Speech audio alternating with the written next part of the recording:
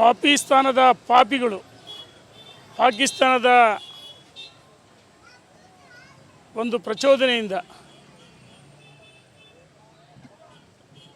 ಜಮ್ಮು ಕಾಶ್ಮೀರದಲ್ಲಿ 370 ಆರ್ಟಿಕಲ್ ರದ್ದಾದ ಮೇಲೆ ಅಲ್ಲಿ ಶಾಂತಿ ನೆಲೆಸಿತ್ತು. ಸನ್ಮಾನ್ಯ ನರೇಂದ್ರ ಮೋದಿಯವರು ಅಧಿಕಾರಕ್ಕೆ ಬಂದ ಮೇಲೆ 12ನೇ ವರ್ಷ ಸಂಪೂರ್ಣವಾಗಿ ಭಯೋತ್ಪಾದನೆಯನ್ನು ತಡೆದಂಥ ಕೀರ್ತಿ ಯಾರಿಗೆ ಸಲ್ಲಿದರೆ ನರೇಂದ್ರ ಮೋದಿಯವರಿಗೆ. ಇದನ್ನು ಕಂಡರೆ ಪಾಕಿಸ್ತಾನ ಅಲ್ಲಿಯ ಭಯೋತ್ಪಾದಕರು ಪ್ರಚೋದನೆಯಿಂದ ಜಮ್ಮು ಕಾಶ್ಮೀರದ ಪಹಲ್ಗಾಮ್ನಲ್ಲಿ 26 ಜನರ ಬರ್ಬರ ಹತ್ಯೆ ಮಾಡಿದ್ದಾರೆ. ಪತ್ನಿ ಮಕ್ಕಳಿದ್ರಿಗೆ ಕೆಳಗೆ ಗುಂಡೊಡೆದು ಸಾಯಿಸಿದರೆ. ಇದು ಮಾನವೀಯತೆ ಅಲ್ಲ, ಅಮಾನವೀಯ ಕೃತ್ಯ. ಈ ಕೃತ್ಯವನ್ನು ನಾವೆಲ್ಲ ಖಂಡಿಸಬೇಕಾಗಿದೆ. ನಾನು ಕೇಳ್ತೀನಿ ಕಾಂಗ್ರೆಸ್ಸಿನ ಮುಖಂಡರುಗಳು, ಮಲ್ಲಿಕಾರ್ಜುನ್ ಖರ್ಗೆ ಅವರಿಗೆ, ಪ್ರಿಯಾಂಕಾ ಖರ್ಗೆ ಅವರಿಗೆ ಮತ್ತು ಅನೇಕ ಕೆಲವರು ಹೇಳಿಕೆಯನ್ನು ಕೊಟ್ಟಿದ್ದಾರೆ. ನಾಚಿಕೆ ಆಗಬೇಕಲ್ಲ. ಭದ್ರತೆ ವೈಫಲ್ಯ ಅಂತೇಳಿದ್ರೆ ನಾಳೆ ನಮ್ಮ ಯೋಧರು ಎಲ್ಲ ಒಂದು ಕಡೆ ಅವರ ಮಾನಸಿಕ ಧೈರ್ಯವನ್ನು ಕುಗ್ಗಿಸ್ತಕ್ಕಂಥ ಕೆಲಸವನ್ನು ಮಾಡ್ತಾಯಿದ್ದೀರಿ. ಅವೆಲ್ಲ ಒಗ್ಗಟ್ಟಾಗಿ ಇಂಥ ಸಂದರ್ಭದಲ್ಲಿ ಸರ್ಕಾರ ಜೊತೆ ಕೈ ಜೋಡಿಸ್ಬೇಕಾಗಿದೆ. ಪಕ್ಷಾತೀತ ಕೈ ಜೋಡಿಸ್ರಿ. ಮತ್ತು ರಾಬರ್ಟ್ ವಾದ್ರಾ ಏನು ಹೇಳಿದ್ದಾನೆ, ಅಯೋಗ್ಯ ಅವನು. ಕಳೆದ ವಾರ ನಾನು ರಾಜಕಾರಣಕ್ಕೆ ಮರಳುತ್ತೀನಿ ಅಂತ ಹೇಳಿದೆ, ಎಂಟ್ರಿ ಆಗ್ತೀನಿ ಅಂತ ಹೇಳಿದೆ. ನಿನ್ನೇನು ಹೇಳಿದರೆ ಅಲ್ಪಸಂಖ್ಯಾತರಿಗೆ ಅಭದ್ರತೆ ಕಾಡ್ತಾ ಅಂತ ಹೇಳಿದರೆ. ಈ ದೇಶದಲ್ಲಿ ಹಿಂದೂಗಳಿಗೆ ಅಭದ್ರತೆ ಕಾಡ್ತಾಯಿದೆ ಇಂಥ ಅಯೋಗ್ಯರಿಂದ. ಇವತ್ತು ರಾಜ್ಯದಲ್ಲಿರ್ತಕ್ಕಂಥ ಕಾಂಗ್ರೆಸ್ ಸರ್ಕಾರ ಇದೇ ರೀತಿ ಪ್ರಚೋದನೆ. 4% ಧರ್ಮದ ಆಧಾರದ ಮೇಲೆ ಗುತ್ತಿಗೆಯನ್ನು ಕೊಡ್ತೀರಿ. ಎಲ್ಲ ಒಂದು ಕಡೆ ಇಂಥ ಕಾಂಗ್ರೆಸ್ಸಿನ ಕೆಲವರಿಂದ ಈ ಪಾಕಿಸ್ತಾನದ ಪಾಪಿಗಳಿಗೂ ಸಹ ಕುಮ್ಮುಖ. ಹಿಂದೆ ಕರ್ನಾಟಕದ ಅಧಿಕಾರಕ್ಕೆ ಕಾಂಗ್ರೆಸ್ ಬಂದಾಗ ಅಲ್ಲಿ ವಿಜಯೋತ್ಸವವನ್ನು ಆರಿಸಿದ್ರು ಪಾಕಿಸ್ತಾನದಲ್ಲಿ. ಇವತ್ತು ನರೇಂದ್ರ ಮೋದಿಯವರು ತಕ್ಕ ಪಾಠವನ್ನು ಕಲಿಸ್ತಾರೆ. ಹಿಂದೆ ಸರ್ಜಿಕಲ್ ಸ್ಟ್ರೈಕ್ ಆಯಿತು, ಪುಲ್ವಾಮಾ ಘಟನೆ ಬಿಟ್ಟರೆ ನರೇಂದ್ರ ಮೋದಿಯವರು. ನಮಗೆ ವಿಶ್ವಾಸ ಇದೆ ನರೇಂದ್ರ ಮೋದಿಜಿ ಅಂತ ದಿಟ್ಟ ನಾಯಕತ್ವ ಈ ದೇಶದಲ್ಲಿ ಪ್ರಧಾನಮಂತ್ರಿ ಆಗದೇ ಇದ್ದರೆ ಇವತ್ತು ಬಾಂಗ್ಲಾ ಪಾಕಿಸ್ತಾನದ ನಾವೆಲ್ಲ ಒತ್ತೆಯಾಳುಗಳಾಗ್ತಿದ್ವಿ. ಅದಕ್ಕೋಸ್ಕರ ನರೇಂದ್ರ ಮೋದಿಯವರು ತಕ್ಕ ಉತ್ತರವನ್ನು ಕೊಡ್ತಾರೆ. ಈ ಭಯೋತ್ಪಾದನ ಛಿದ್ರ ಮಾಡ್ತಾರೆ ಅಂತ ಹೇಳಿ ಇಚ್ಛೆ ಪಡ್ತೀನಿ. ನಮ್ಮ ಯೋಧರು ನೋಡಿ ಎಷ್ಟು ಅವರಲ್ಲಿ ಅಮಾನವೀಯ ಕೃತ್ಯ ಇದೆ. ಹಿಂದೂಗಳು ಅವರ ಆಧಾರ್ ಕಾರ್ಡ್ ಪತ್ತೆ ಕೇಳೋದು ಅಥವಾ ಅವರ ಹೆಸರುಗಳು ಕೇಳೋದು, ಈ ರೀತಿ ಅಮಾನವೀಯ ಕೃತ್ಯವನ್ನು ಮಾಡಿದ್ದಾರೆ. ಇದನ್ನು ನಿಜಲು ಸಹಿಸಲು ಸಾಧ್ಯವೇನಿಲ್ಲ. ನಾವು ತೀವ್ರವಾಗಿ ಖಂಡಿಸಬೇಕಾಗಿದೆ. ಅಂಥ ಪಾಪಿಗಳನ್ನು ಇವತ್ತು ಅವ್ರ ಆತ್ಮಕ್ಕೆ ಶಾಂತಿ ಸಿಗಬೇಕು. ಅವ್ರ ಕುಟುಂಬಕ್ಕೆ ನಾವು ಸಾಂತ್ವನ ಹೇಳಬೇಕಂದ್ರೆ ಅಂಥವ್ರ ಕೊಚ್ಚಿ ಹಾಕಿದಾಗ ಮಾತ್ರ ಇದಾಗುತ್ತೆ. ಇಲ್ಲಿ ರಮೇಶ್ ಬಂಡಿ ಸಿದ್ದೇಗೌಡ ಏನು ಹೇಳಿದ್ದಾರೆ, 370 ಆರ್ಟಿಕಲ್ ತಂದಕ್ಕೆ ಈ ರೀತಿ ಆಗ್ತದೆ ಅಂತ ಹೇಳ್ತಾರಲ್ಲ. ನಾಚೋಗಲ್ಲಿ ನಿಮಗೆ. ವೋಟ್ ಬ್ಯಾಂಕ್ ರಾಜಕಾರಣ ಮುಖ್ಯನಾ?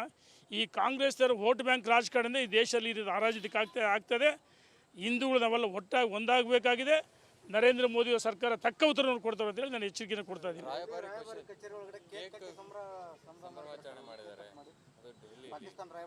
ನಾನು ಅದನ್ನು ಹೇಳ್ತಿರೋದು, ಪಾಕಿಸ್ತಾನದ ಬೆಂಬಲದಿಂದ ಅವರ ಕುಮ್ಮಕ್ಕಿಂದ ಈ ರೀತಿ ಭಯೋತ್ಪಾದಕರು ಹಟ್ಟಾಸೆಯಿಂದ ಮೆರೀತಿದ್ದಾರೆ. ಅವರ ಬಾಡಿಗಳು ಛಿದ್ರ ಬೀಳಬೇಕು, ರಕ್ತದ ಮಡುವಿನಲ್ಲಿ ಒದ್ದಾಡಬೇಕು.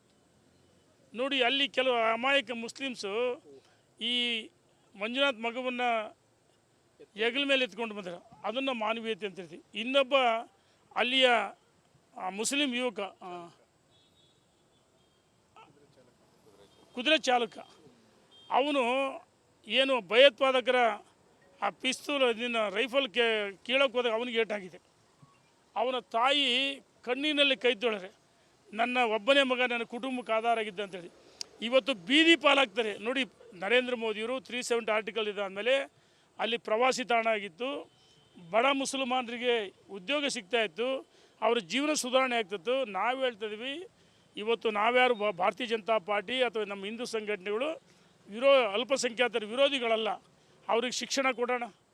ಆದರೆ ಭಯೋತ್ಪಾದನೆಗೆ ಪ್ರಚೋದನೆ ಕೊಟ್ಟಂಥ ಕಾಂಗ್ರೆಸ್ ಕೆಲವರು ಪಶ್ಚಿಮ ಬಂಗಾಳದಲ್ಲಿ ಏನಾಗ್ತದೆ, ಮಮತಾ ಬ್ಯಾನರ್ಜಿ ನೋಡಿ ಹಿಂದೂಗಳ ಮೇಲೆ ಟಾರ್ಗೆಟ್ ಮಾಡ್ತಾರೆ ಇವರೆಲ್ಲ. ಆ ಸ್ಟಾಲಿನ್ ಇರ್ಬೋದು, ಕರ್ನಾಟಕದಲ್ಲಿ ಕಾಂಗ್ರೆಸ್ ಸರ್ಕಾರ ಇರ್ಬೋದು, ಅಥವಾ ರೇವಂತ್ ರೆಡ್ಡಿ ಇರ್ಬೋದು. ಪಶ್ಚಿಮ ಬಂಗಾಳದಲ್ಲಿ ವಕಫ್ ಆಸ್ತಿನ, ಇದು ವಕಫ್ ಆಸ್ತಿ ಅಲ್ಲ, ಇದು ಹಿಂದೂಗಳ ಆಸ್ತಿ. ನಮ್ಮ ದೇವಸ್ಥಾನಗಳ, ನಮ್ಮ ರೈತರ ಆಸ್ತಿಯನ್ನು ಕಬಳಿಕೆ ಮಟ್ಟ ಸುಮ್ಮನಿರೋಕ್ಕಾಗುತ್ತಾ? ಕೇಂದ್ರ ಸರ್ಕಾರ ಕಾನೂನು ತಂದಿದೆ, ಅದನ್ನು ಒಪ್ಕೊಳ್ಳೇಬೇಕು. ಇವತ್ತು ಹಿಂದೂಗಳ ದೇಶದ ಹಿಂದೂಗಳ ರಕ್ಷಣೆ ಇಲ್ಲಂದರೆ ಏನು ಪಾಕಿಸ್ತಾನದಲ್ಲಿ ಹೋರಾಟ ಮಾಡೋಕ್ಕಾಗುತ್ತಾ? ಹಿಂದುತ್ವ, ಹಿಂದೂ ದೇಶ ಉಳಿಬೇಕು ಅಂತ ಪಾಪಿಗಳನ್ನು ಸಾರ್ವಜನಿಕವಾಗಿ ಅಟ್ಟಾಟು ಹೊಡೆಯೋದಷ್ಟೆಲ್ಲ ಬರ್ಬರ ಹತ್ಯೆ ಮಾಡ್ಬೇಕಂತೇಳಿ ನಾನು ಒತ್ತಾಯ ಮಾಡ್ತೀನಿ. ಗಲ್ಲಿಗೇರಿಸ್ಬೇಕಂತ ಯೋಗ್ಯರನ್ನ. ಪಾಕಿಸ್ತಾನದ ಪಾಪಿಗಳು ಪಾಕಿಸ್ತಾನದ ಒಂದು ಪ್ರಚೋದನೆಯಿಂದ ಜಮ್ಮು ಕಾಶ್ಮೀರದಲ್ಲಿ 370 ಆರ್ಟಿಕಲ್ ರದ್ದಾದ ಮೇಲೆ ಅಲ್ಲಿ ಶಾಂತಿ ನೆಲೆಸಿತ್ತು. ಸನ್ಮಾನ್ಯ ನರೇಂದ್ರ ಮೋದಿಯವರು ಅಧಿಕಾರಕ್ಕೆ ಬಂದ ಮೇಲೆ 12ನೇ ವರ್ಷ ಸಂಪೂರ್ಣವಾಗಿ ಭಯೋತ್ಪಾದನೆಯನ್ನು ತಡೆದಂಥ ಕೀರ್ತಿ ಯಾರಿಗೆ ಸಲ್ಲಿದರೆ ನರೇಂದ್ರ ಮೋದಿಯವರಿಗೆ. ಇದನ್ನು ಕಂಡರೆ ಪಾಕಿಸ್ತಾನ ಅಲ್ಲಿಯ ಭಯೋತ್ಪಾದಕರು ಪ್ರಚೋದನೆಯಿಂದ ಜಮ್ಮು ಕಾಶ್ಮೀರದ ಪಹಲ್ಗಾಮ್ನಲ್ಲಿ 26 ಜನರ ಬರ್ಬರ ಹತ್ಯೆ ಮಾಡಿದ್ದಾರೆ. ಪತ್ನಿ ಮಕ್ಕಳಿದ್ರಿಗೆ ತೆರೆಗೆ ಗುಂಡೊಡೆದು ಸಾಯಿಸಿದರೆ ಇದು ಮಾನವೀಯತೆ ಅಲ್ಲ, ಅಮಾನವೀಯ ಕೃತ್ಯ. ಈ ಕೃತ್ಯವನ್ನು ನಾವೆಲ್ಲ ಖಂಡಿಸಬೇಕಾಗಿದೆ. ನಾನು ಕೇಳ್ತೀನಿ ಕಾಂಗ್ರೆಸ್ಸಿನ ಮುಖಂಡರುಗಳಿಗೆ, ಮಲ್ಲಿಕಾರ್ಜುನ್ ಖರ್ಗೆ ಅವರಿಗೆ, ಪ್ರಿಯಾಂಕಾ ಖರ್ಗೆ ಅವರಿಗೆ ಮತ್ತು ಅನೇಕ ಕೆಲವರು ಹೇಳಿಕೆಯನ್ನು ಕೊಟ್ಟಿದ್ದಾರೆ. ನಾಚಿಕೆ ಆಗಬೇಕಲ್ಲ. ಭದ್ರತೆ ವೈಫಲ್ಯ ಅಂತೇಳಿದ್ರೆ ನಾಳೆ ನಮ್ಮ ಯೋಧರು ಎಲ್ಲ ಒಂದು ಕಡೆ ಅವರ ಮಾನಸಿಕ ಧೈರ್ಯವನ್ನು ಕುಗ್ಗಿಸ್ತಕ್ಕಂಥ ಕೆಲಸವನ್ನು ಮಾಡ್ತಾಯಿದ್ದೀರಿ. ನಾವೆಲ್ಲ ಒಟ್ಟಾಗಿ ಒಗ್ಗಟ್ಟಾಗಿ ಇಂಥ ಸಂದರ್ಭದಲ್ಲಿ ಸರ್ಕಾರ ಜೊತೆ ಕೈ ಜೋಡಿಸ್ಬೇಕಾಗಿದೆ. ಪಕ್ಷಾತೀತ ಕೈ ಜೋಡಿಸ್ರಿ. ಮತ್ತು ರಾಬರ್ಟ್ ವಾದ್ರಾ ಏನು ಹೇಳಿದ್ದಾನೆ? ಅಯೋಗ್ಯ ಅವನು. ಕಳೆದ ವಾರ ನಾನು ರಾಜಕಾರಣಕ್ಕೆ ಮರಳುತ್ತೀನಿ ಅಂತ ಹೇಳಿದೆ, ಎಂಟ್ರಿ ಆಗ್ತೀನಿ ಅಂತ ಹೇಳಿದೆ. ನಿನ್ನೇನು ಹೇಳಿದ್ದೇನೆ? ಅಲ್ಪಸಂಖ್ಯಾತರಿಗೆ ಅಭದ್ರತೆ ಕಾಡ್ತಾ ಅಂತ ಹೇಳಿದ್ದೇನೆ. ಈ ದೇಶದಲ್ಲಿ ಹಿಂದೂಗಳಿಗೆ ಅಭದ್ರತೆ ಕಾಡ್ತಾಯಿದೆ ಇಂಥ ಅಯೋಗ್ಯರಿಂದ. ಇವತ್ತು ರಾಜ್ಯದಲ್ಲಿರ್ತಕ್ಕಂಥ ಕಾಂಗ್ರೆಸ್ ಸರ್ಕಾರ ಇದೇ ರೀತಿ ಪ್ರಚೋದನೆ. 4% ಧರ್ಮದ ಆಧಾರದ ಮೇಲೆ ಗುತ್ತಿಗೆಯನ್ನು ಕೊಡ್ತೀರಿ. ಎಲ್ಲ ಒಂದು ಕಡೆ ಇಂಥ ಕಾಂಗ್ರೆಸ್ಸಿನ ಕೆಲವರಿಂದ ಈ ಪಾಕಿಸ್ತಾನದ ಪಾಪಿಗಳಿಗೂ ಸಹ ಕುಮ್ಮಕ್ಕೆ. ಹಿಂದೆ ಕರ್ನಾಟಕದ ಅಧಿಕಾರಕ್ಕೆ ಕಾಂಗ್ರೆಸ್ ಬಂದಾಗ ಅಲ್ಲಿ ವಿಜಯೋತ್ಸವವನ್ನು ಆರಿಸಿದ್ರು ಪಾಕಿಸ್ತಾನದಲ್ಲಿ. ಇವತ್ತು ನರೇಂದ್ರ ಮೋದಿಯವರು ತಕ್ಕ ಪಾಠವನ್ನು ಕಲಿಸ್ತಾರೆ. ಹಿಂದೆ ಸರ್ಜಿಕಲ್ ಸ್ಟ್ರೈಕ್ ಆಯಿತು, ಪುಲ್ವಾಮಾ ಘಟನೆ ಬಿಟ್ಟರೆ ನರೇಂದ್ರ ಮೋದಿಯವರು. ನಮಗೆ ವಿಶ್ವಾಸ ಇದೆ ನರೇಂದ್ರ ಮೋದಿಜಿ ಅಂತ ದಿಟ್ಟ ನಾಯಕತ್ವ ಈ ದೇಶದಲ್ಲಿ ಪ್ರಧಾನಮಂತ್ರಿ ಆಗದೇ ಇದ್ದರೆ ಇವತ್ತು ಬಾಂಗ್ಲಾ ಪಾಕಿಸ್ತಾನದ ನಾವೆಲ್ಲ ಒತ್ತೆಯಾಳುಗಳಾಗ್ತಿದ್ವಿ. ಅದಕ್ಕೋಸ್ಕರ ನರೇಂದ್ರ ಮೋದಿಯವರು ತಕ್ಕ ಉತ್ತರವನ್ನು ಕೊಡ್ತಾರೆ. ಈ ಭಯೋತ್ಪಾದನ ಛಿದ್ರ ಮಾಡ್ತಾರೆ ಅಂತ ಹೇಳಿ ಇಚ್ಛೆ ಪಡ್ತೀನಿ. ನಮ್ಮ ಯೋಧರು ನೋಡಿ ಎಷ್ಟು ಅವರಲ್ಲಿ ಅಮಾನವೀಯ ಕೃತ್ಯ ಇದೆ. ಹಿಂದೂಗಳು ಅವರ ಆಧಾರ್ ಕಾರ್ಡ್ ಪತ್ತೆ ಕೇಳೋದು ಅಥವಾ ಅವರ ಹೆಸರುಗಳು ಕೇಳೋದು, ಈ ರೀತಿ ಅಮಾನವೀಯ ಕೃತ್ಯವನ್ನು ಮಾಡಿದ್ದಾರೆ. ಇದನ್ನು ನಿಜಲು ಸಹಿಸಲು ಸಾಧ್ಯವೇನಿಲ್ಲ. ನಾವು ತೀವ್ರವಾಗಿ ಖಂಡಿಸಬೇಕಾಗಿದೆ. ಅಂಥ ಪಾಪಿಗಳನ್ನು ಇವತ್ತು ಅವ್ರ ಆತ್ಮಕ್ಕೆ ಶಾಂತಿ ಸಿಗಬೇಕು. ಅವ್ರ ಕುಟುಂಬಕ್ಕೆ ನಾವು ಸಾಂತ್ವನ ಹೇಳಬೇಕಂದ್ರೆ ಅಂಥವ್ರ ಕೊಚ್ಚಿ ಹಾಕಿದಾಗ ಮಾತ್ರ ಇದಾಗುತ್ತೆ. ಇಲ್ಲಿ ರಮೇಶ್ ಬಂಡಿ ಸಿದ್ದೇಗೌಡ ಏನು ಹೇಳಿದ್ದಾರೆ? 370 ಆರ್ಟಿಕಲ್ ತಂದಕ್ಕೆ ಈ ರೀತಿ ಆಗ್ತದೆ ಅಂತ ಹೇಳ್ತಾರಲ್ಲ. ನಾಚೋಗಲ್ಲ ನಿಮಗೆ?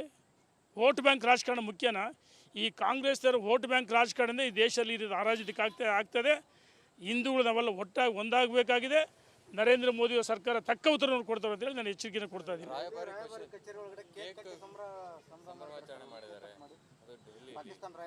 ನಾನು ಅದನ್ನು ಹೇಳ್ತಿರೋದು, ಪಾಕಿಸ್ತಾನದ ಬೆಂಬಲದಿಂದ ಅವರ ಕುಮ್ಮಕ್ಕಿಂದ ಈ ರೀತಿ ಭಯೋತ್ಪಾದಕರು ಹಟ್ಟಾಸೆಯಿಂದ ಮೆರೀತಿದ್ದಾರೆ.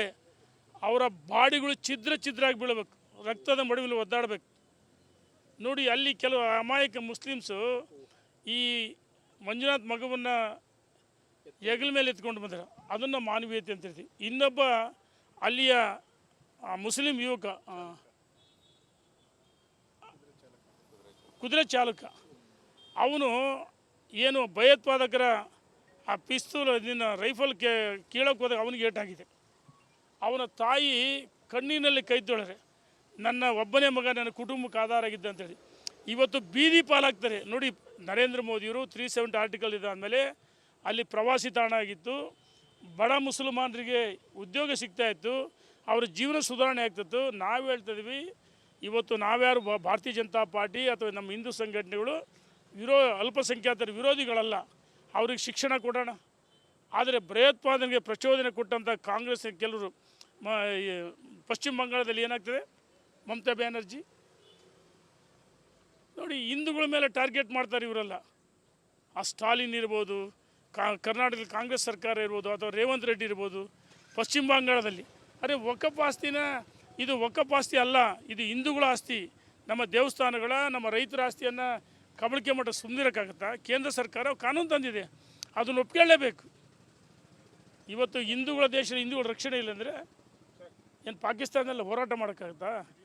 ಹಿಂದುತ್ವ, ಹಿಂದೂ ದೇಶ ಉಳಿಬೇಕು ಅಂಥ ಪಾಪಿಗಳನ್ನು ಸಾರ್ವಜನಿಕವಾಗಿ ಅಟ್ಟಾಟು ಹೊಡೆಯೋದಷ್ಟೆಲ್ಲ ಬರ್ಬರ ಹತ್ಯೆ ಮಾಡ್ಬೇಕಂತೇಳಿ ನಾನು ಒತ್ತಾಯ ಮಾಡ್ತೀನಿ.